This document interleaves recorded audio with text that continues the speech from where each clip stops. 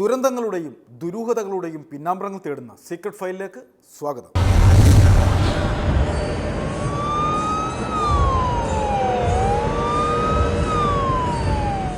നമ്മുടെ സമൂഹത്തിൽ നടക്കുന്ന കൊലപാതകങ്ങളെ പൊതുവെ രണ്ടായി തിരിക്കാം. ഒന്ന് അറിഞ്ഞുകൊണ്ട് ചെയ്യുന്നവയും മറ്റൊന്ന് കയ്യബദ്ധം മൂലം സംഭവിക്കുന്നവയും. ഈ രണ്ട് രീതിയിൽ സംഭവിച്ചാലും പിന്നീട് ഇവരെ നമ്മുടെ സമൂഹത്തിൽ അറിയപ്പെടുന്നത് കൊലപാതകികൾ എന്ന പേരിലായിരിക്കും. അത്തരത്തിൽ കയ്യബദ്ധം മൂലം കൊലപാതകികളായി മാറിയ 3 പേരെയാണ് ഞങ്ങൾ ഇന്ന് സീക്രട്ട് ഫയലിലൂടെ പുറത്തു കൊണ്ടുവരുന്നത്. ഒപ്പം ഇവരുടെ പീഡനത്തിൽ ദയനീയമായ അന്ത്യം വരിച്ച ഒരു യുവാവിൻ്റെ ജീവിത കഥയും. സംഭവത്തിൻ്റെ രത്നചുരുക്കം ഇങ്ങനെയാണ്. ആത്മാർത്ഥ സുഹൃത്തുക്കളായ 4 പേർ, 4 പേരും വിദ്യാസമ്പന്നരും ഒരുമിച്ചിരുന്ന് മദ്യപിക്കുക എന്നുള്ളത് മാത്രമായിരുന്നു ഇവരുടെ ജീവിതത്തിലെ ഏക ദുശീലം. ഈ ദുശീലം കൊണ്ടുചെന്നെത്തിച്ചത് ഒരു കൊടിയ ദുരന്തത്തിലേക്കായിരുന്നു. ഈ സംഭവം ഇവരുടെ ജീവിതത്തെ തന്നെ മാറ്റിമറിച്ചു. കിളിമാനിൽ നടന്ന ഈ മഹാദുരന്തത്തിൻ്റെ പിന്നാമ്പർ യാഥാർത്ഥ്യങ്ങൾ തേടി ഞങ്ങൾ യാത്രയാവുകയാണ്. ഒരുപാട് ചോദ്യങ്ങൾക്കുള്ള ഉത്തരങ്ങൾ തേടി.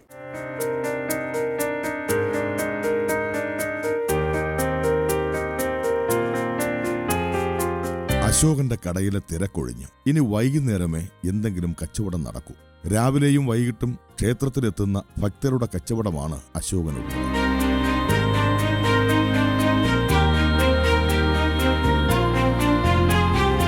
ഉച്ചനേരത്തെ ഇടവേളയിൽ കുറച്ച് വിശ്രമിക്കും. അതാണ് അശോകന്റെ പതിവ് രീതി. അശോകൻ തന്റെ കടയുടെ മുൻവശത്തുള്ള ക്ഷേത്രക്കുളത്തിലേക്ക് കണ്ണുനട്ടിരുന്നു.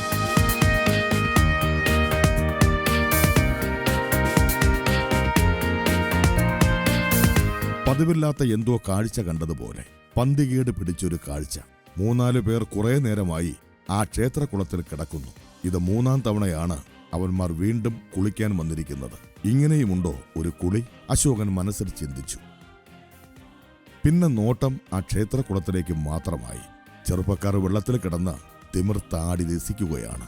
ആ കാഴ്ച അങ്ങനെ കണ്ടുകൊണ്ട് അശോകനും നിന്നു.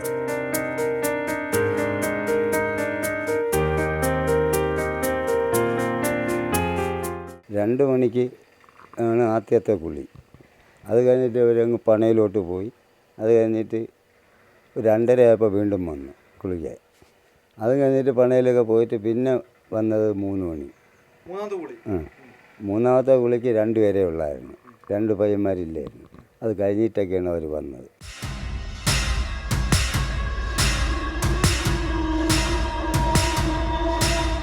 കുളത്തിൽ കുളിച്ചുകൊണ്ടിരുന്ന ചെറുപ്പക്കാരെ കാണാനില്ല. അയാൾ കുറെ നേരം കൂടി കുളത്തിലേക്ക് തന്നെ ദൃഷ്ടി പതിപ്പിച്ചുകൊണ്ട് നോക്കി നിന്നു.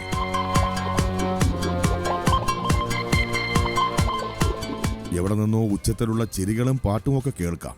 ആരോ പാടുന്നു. കുറെ പേർ താളമടിക്കുന്നു. അശോകന്റെ ദൃഷ്ടി പതുക്കെ കുളത്തിൽ നിന്നും മാറി മാഹി പ്രദേശത്തേക്ക് നീണ്ടു.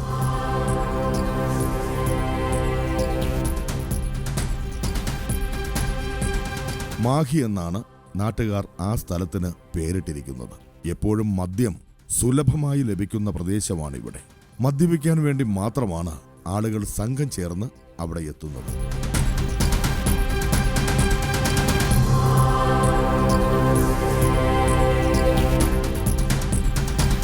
മദ്യം ബ്ലാക്കിൽ വിൽക്കുന്ന ഏജന്റുമാരും ആ കാട്ടിലുണ്ട്. പല പല സംഘങ്ങളായി കുടിയന്മാർ അങ്ങനെ വൈകുന്നേരം വരെ കുടിച്ചുകൊണ്ടേയിരിക്കും. പോലീസും നാട്ടുകാരും ഒന്നും അങ്ങോട്ട് നോക്കാറ് പോലുമില്ല. അതുകൊണ്ട് മാഹി എപ്പോഴും സുരക്ഷിത കേന്ദ്രമായിരിക്കും.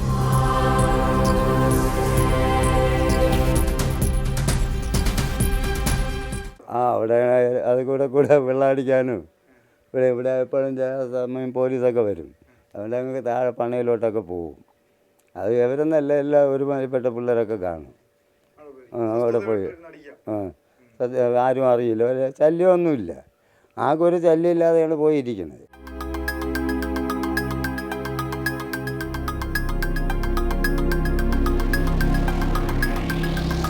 കുളത്തിൽ കുളിച്ചുകൊണ്ടിരുന്ന ചെറുപ്പക്കാർ ഇപ്പോൾ മദ്യപിക്കുന്ന തിരക്കിലാണ്. 4 പേർ വട്ടം കൂടി ഇരിപ്പുണ്ട്. പലപ്പോഴും ഈ സംഘം ഇവിടെ വരാറുമുണ്ട്. മദ്യപാനവും കുളിയുമായി ആ ദിവസം അങ്ങനെ തള്ളി നീക്കും.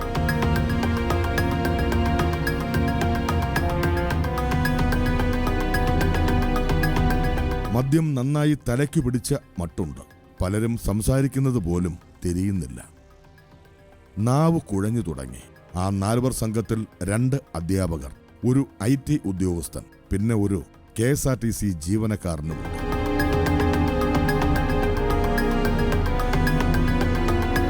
എല്ലാവരും ഉന്നത വിദ്യാഭ്യാസമുള്ള യുവാക്കൾ. അധ്യാപകർ പോസ്റ്റ് ഗ്രാജുവേഷൻ കഴിഞ്ഞവരുമാണ്. പക്ഷേ മദ്യപാനം അവർക്കൊരു നേരം പോക്കായി മാറിക്കഴിഞ്ഞു. മദ്യലഹരിയിൽ അവർ എന്തൊക്കെയോ പറഞ്ഞുകൊണ്ടേയിരിക്കുന്നു. ഇവർ ട്യൂട്ടോറിയൽ ക്ലാസ് എടുക്കുന്നവരാണ് അവർ തമ്മിൽ. അപ്പം ഈ പയ്യനായിട്ടാണ് ഇവനെ കൊണ്ടുവരുന്നത് കാരറ്റ് സ്കൂളിൻ്റെ അവിടെ ട്യൂട്ടോറിയൽ പഠിപ്പിക്കുന്നുണ്ട്. എൻ്റെ ഒരു മരുമോൾ കൊച്ചു അവിടെ ക്ലാസ് എടുക്കുന്നുണ്ട്. അപ്പോൾ എൻ്റെ മോനും അന്ന് രാവിലെ ഇവർ അവിടെ വെച്ച് കണ്ട് സംസാരിച്ചതാണ്. അപ്പോൾ അന്ന് ഉച്ചയ്ക്ക് രാവിലെ കഴിഞ്ഞിട്ട് ഇവർ വാഹനത്ത് പോയി ബാങ്കിൽ നിന്ന് കാശൊക്കെ മാറി, പിന്നീടുള്ള അറിവാണ്. കാശൊക്കെ മാറി കല്ലറ പോയി ലിക്കറൊക്കെ മേടിച്ചുകൊണ്ട് വന്നു ഇന്ന് അടിച്ചെന്നാണ് അറിഞ്ഞത്. അന്ന് ഉച്ച മുതൽ ഇവർ തുടങ്ങിയതാണെന്ന് അറിയുന്നു.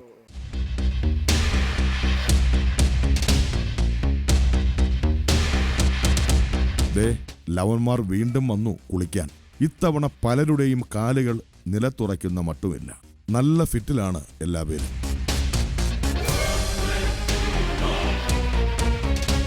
അശോകൻ ചെറുപ്പക്കാരെ ശ്രദ്ധിച്ചു തുടങ്ങി. ഒറ്റ തോർത്തിൽ 4 സംഘം മാറി മാറി കുളി തുടങ്ങി.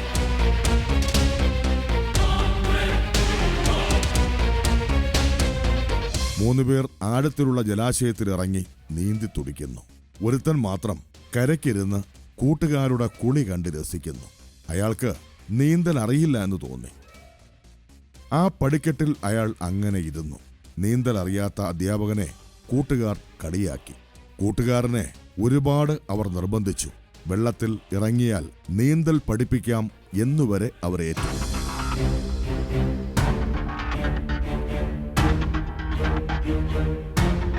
ഒടുവിൽ അനൂപിന് സഹികെട്ട് കുഴികൾ നിറഞ്ഞ ആ ജലാശയത്തിലേക്ക് അയാൾ പതുക്കെ പതുക്കെ ഇറങ്ങി. കൂട്ടുകാർ കൈകൊട്ടി അയാളെ പ്രോത്സാഹിപ്പിച്ചുകൊണ്ടേയിരുന്നു. അപ്പോൾ ഈ പയ്യൻ ഉടൂണിയില്ല, ഇല്ലാതെ ആ 3ാമത്തെ പടിയിൽ ഇങ്ങോട്ട് തിരിഞ്ഞിരിക്കുന്നു. തിരിഞ്ഞിരിക്കുന്നു. അവൻ ഒരു മാതിരി ഞാൻ ആടി ആടി ഇരിക്കുമെന്ന്.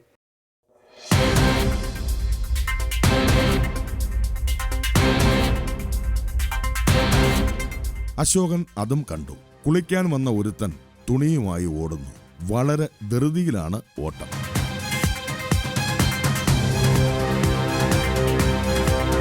കാട് പിടിച്ചു കിടക്കുന്ന പ്രദേശം ലക്ഷ്യമാക്കിയാണ് അയാൾ ഓടുന്നത്. ബാക്കി 2 പേർ സാവധാനം അയാളോടൊപ്പം നടന്നു നീങ്ങുന്നുമുണ്ട്.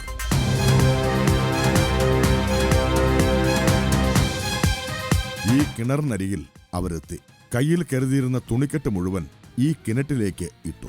തുണി മാത്രമായിരുന്നില്ല കിണറ്റിൽ ഉപേക്ഷിച്ചത്. അതിലൊരു മൊബൈൽ ഫോൺ, ഒരു മാല, ചെരുപ്പുകൾ, ഇവയെല്ലാം അക്കൂട്ടത്തിലുണ്ടായിരുന്നു.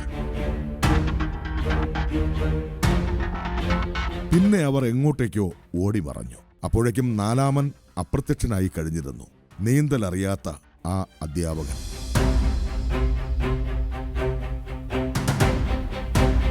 ചെളിയും കുഴികളും നിറഞ്ഞ ഈ ജലാശയത്തിന്റെ അഗാധ കയത്തിലേക്ക് അയാൾ എപ്പോഴോ താണു കഴിഞ്ഞിരുന്നു.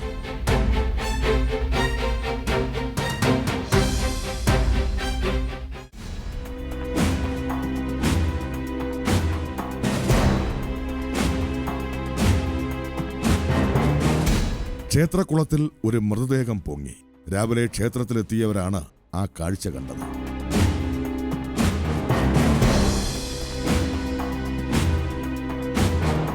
വെള്ളത്തിന് മുകളിൽ ഒരു തല ഇളകിയാടുന്നു. ഈ ക്ഷേത്രക്കുളത്തിൽ സംഭവിക്കുന്ന ആദ്യത്തെ ദുരൂഹ മരണം. ഇതിനു മുമ്പ് ഇങ്ങനെ ഒരു സംഭവമേ ഇവിടെ ഉണ്ടായിട്ടില്ല. പഴമക്കാർക്ക് പോലും അത് ഓർമ്മ പോലുമില്ല.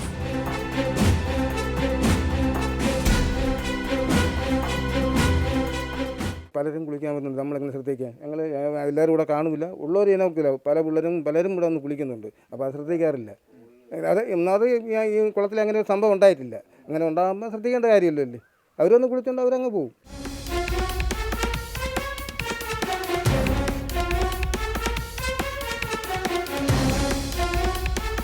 ക്ഷേത്രകുളത്തിന് ചുറ്റും ആളുകളെ കൊണ്ട് നിറഞ്ഞു. മൃതദേഹം ആരൊക്കെയോ ചേർന്ന് കരയ്ക്കടിപ്പിച്ചു. ഇവിടെയെങ്ങും ഇതിനു മുമ്പ് മരണപ്പെട്ടയാളെ കണ്ടതായി ആരും പറയുന്നുമില്ല.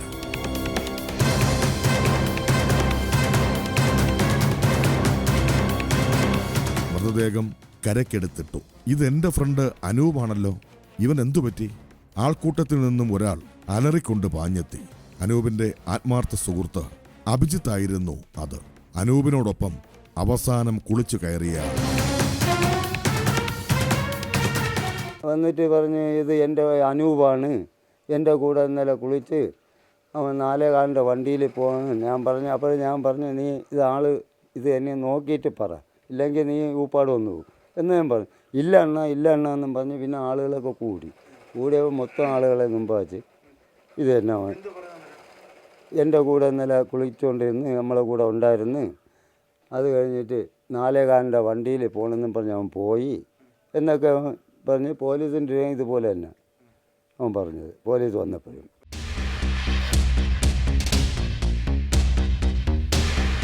ആളുകളുടെ നോട്ടം ആ മൂവർ സംഘത്തിലേക്കായി. അഭിജിത്ത്, ശ്രീലാൽ, സുരേഷ്. അനൂപിനോടൊപ്പം അവസാനമായി ഈ കുളത്തിൽ കുളിച്ചത് ഇവരായിരുന്നു.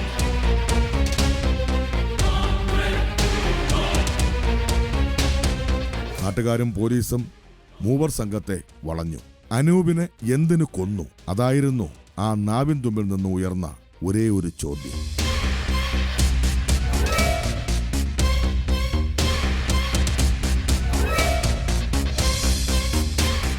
ഈ സംഭവം ഇവർ ഒരു ബഹളം വച്ച് മറ്റുള്ളവരെ അറിയിക്കാൻ, അടുത്ത് കടകളുണ്ട്, ക്ഷേത്രത്തിന് തൊട്ടടുത്ത് ആൾക്കാർ ഉണ്ട്, ആരെങ്കിലും അറിയിക്കുകയോ പോലീസിൽ അറിയിക്കുകയോ ഒരു നിലവിളിക്കുക പോലും ചെയ്യാതെ ഇവർ കരയിൽ കയറുകയും അവിടെ ഊരി വച്ചിരുന്ന വസ്ത്രങ്ങൾ, ഈ കേസിലേക്ക് തെളിവുകൾ നശിപ്പിക്കുന്നതിലേക്ക് വേണ്ടി ഇവർ കുളിക്കാൻ ഇറങ്ങിയ സമയത്ത് ഊരി വച്ചിരുന്ന വസ്ത്രങ്ങൾ, അനൂപിൻ്റെ വസ്ത്രമെടുത്ത് അതിന് തൊട്ടടുത്തുള്ള കിണറ്റിൽ ഇടുന്നു. ഇട്ടിട്ട് തെളിവ് നശിപ്പിച്ചിട്ട് അവിടെ നിന്ന് രക്ഷപ്പെടുകയാണ് ചെയ്യുന്നത്.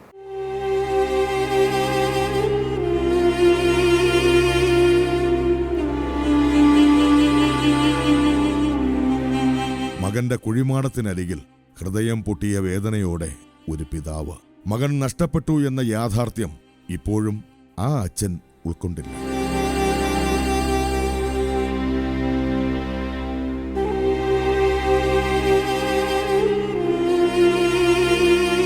പിന്നെ അലമുറയിട്ട് തളർന്നു കഴിയുന്ന ഒരമ്മ. മകനിനി തിരിച്ചു വരില്ല എന്ന സത്യം ഇവർക്കറിയേണ്ട. വൈകുന്നേരത്തോടെ അവനെ എവിടെയായാലും തിരിച്ചു വരും. ഈ മാതാവ് അങ്ങനെ പ്രതീക്ഷിക്കുന്നു.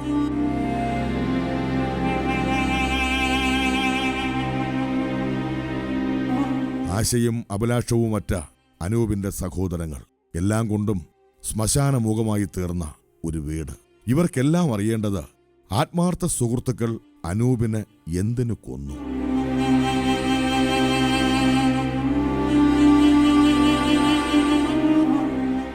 ചുമ്മാ സാധാരണ മരണമൊന്നുമല്ല. ഇത് നല്ല ഇവിടെ മുറിവുണ്ട്, ഇവിടെ ഒരു കണ്ണിന് ഉന്തി വന്നിട്ടുണ്ട്, ചീറി നല്ല നീരുണ്ട്, പൊട്ടലുണ്ട്, ചെവി കൂടെയൊക്കെ രക്തം ഇറക്കുന്നുണ്ട്. ഇതെല്ലാം ഉണ്ട് ഇവിടെ കൊണ്ടുവരുമ്പോഴും. അപ്പോൾ ഇത് തക്കതായ ഇതാണ്. ഇവർ പോലീസ് പറയുന്നതൊന്നുമല്ല ഇതിൻ്റെ ശരിയായ കാര്യം. തക്കതായ ഇതിലാണ് അവരെ ഭയപ്പെടുത്തിയത്.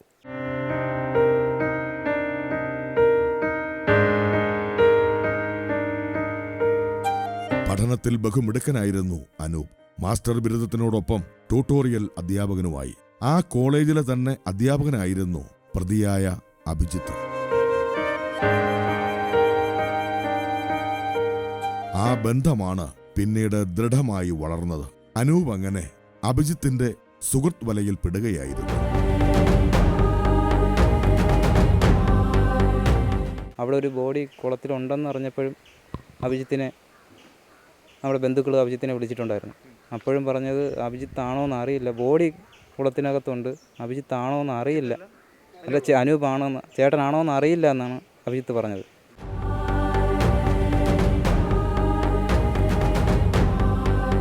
കുളത്തിൽ മുങ്ങിത്താണ അനൂപിനെ എന്തുകൊണ്ട് സുഹൃത്തുക്കൾ ഉപേക്ഷിച്ചു പോയി? പോലീസ് ഇങ്ങനെ പറയുന്നു.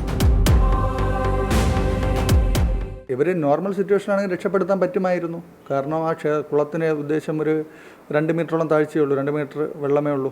ഇവർക്ക് നീന്തി ഇപ്പുറത്ത് വന്ന് ചാടി മുങ്ങിയെടുക്കത്തക്ക താഴ്ചയേ ഉള്ളൂ. പക്ഷേ അവരത് ചെയ്തില്ല.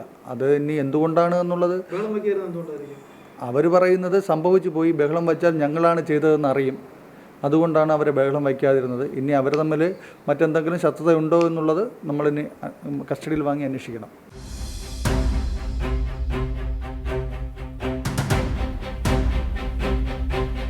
അനൂപിന് നീന്തൽ അറിയാമായിരുന്നു.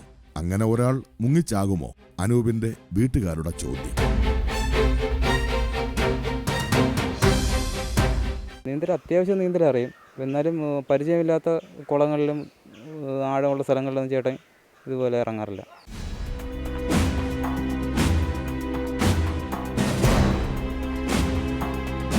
അനൂപ് വെള്ളത്തിൽ മുങ്ങിത്താണു എന്നറിഞ്ഞപ്പോൾ അയാളുടെ വസ്ത്രങ്ങൾ എന്തിനു വേണ്ടി ഒളിപ്പിക്കാൻ ശ്രമിച്ചു.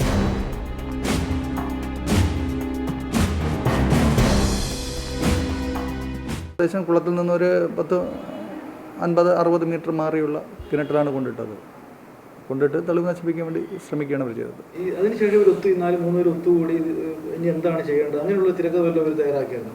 അതിനുശേഷമാണ് ഈ സംഭവം നടന്നതിന് ശേഷം ബന്ധുക്കളൊക്കെ തിരക്കിയിരുന്നു. ഈ പയ്യൻ വീട്ടിൽ ചെല്ലാത്തതുകൊണ്ട് ബന്ധുക്കൾ തിരക്കിയപ്പോൾ ഫോൺ മുഖാന്തരമൊക്കെ തിരക്കിയപ്പോൾ അവൻ 4:30 ബസ്സിൽ കയറി അവിടെ നിന്ന് വരുന്ന പുളിമാത്ത് അമ്പലത്തിനടുത്ത് വരുന്ന ബസ്സിൽ കയറിപ്പോയി എന്നുള്ള ഒരു ന്യായീകരണമാണ് ഇവരുടെ ഭാഗത്തുനിന്നുണ്ടായത്.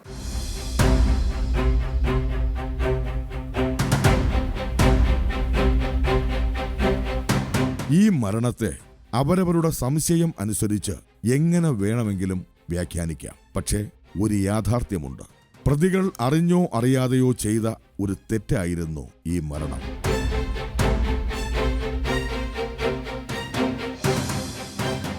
ഒപ്പം കളിച്ചു രസിച്ചു നിന്ന ആത്മാർത്ഥ സുഹൃത്തിനെ രക്ഷിക്കാൻ ഒരു ശ്രമമെങ്കിലും അവർക്ക് നടത്താമായിരുന്നു. ഒന്നുറക്ക ബഹളം വച്ച് എങ്കിൽ പോലും ഒരുപക്ഷെ ആ ചെറുപ്പക്കാരന്റെ ജീവൻ രക്ഷിക്കാമായിരുന്നു.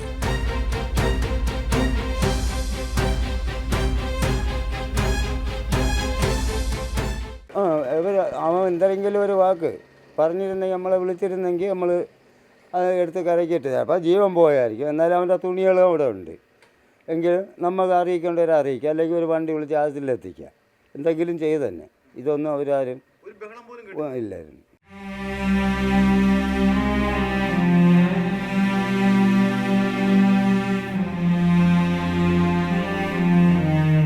ഒരുപാട് പ്രതീക്ഷകൾ ഉണ്ടായിരുന്ന ഒരു ചെറുപ്പക്കാരൻ ഈ മണ്ണിലുറങ്ങുന്നു.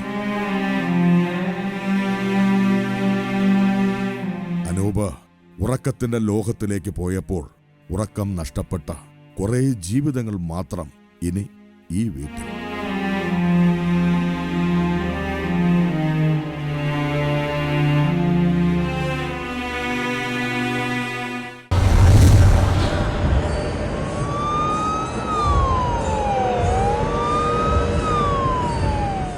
സാഹചര്യമാണ് ഒരാളെ കുറ്റവാളിയാക്കുന്നത്. പക്ഷേ ഇവിടെ സാഹചര്യമല്ല വില്ലനായി മാറിയത്.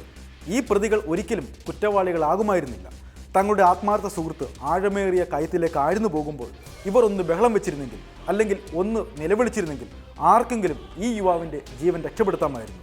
പക്ഷേ പ്രതികൾ അങ്ങനെയല്ല ചെയ്തത്. തങ്ങൾക്ക് രക്ഷപ്പെടാൻ വേണ്ടി തെളിവുകൾ ഇവർ പാടെ നശിപ്പിക്കുകയാണ് ചെയ്തത്. അതുകൊണ്ട് തന്നെ ഇവരെ കൊലയാളികളുടെ ലിസ്റ്റിൽ പെടുത്തുന്നതാണ് ഏറെ ഉചിതം. കേട്ടുകേൾവിയില്ലാത്ത സംഭവങ്ങൾ നമ്മുടെ ചുറ്റും അരങ്ങേറുകയാണ്. ഇനി മറ്റൊരു സംഭവത്തിൻ്റെ പിന്നാമ്പുറങ്ങൾ തേടി ഞങ്ങൾ വീണ്ടും യാത്രയാവുകയാണ്. ഇനി മറ്റൊരു നാട്ടിലേക്ക്.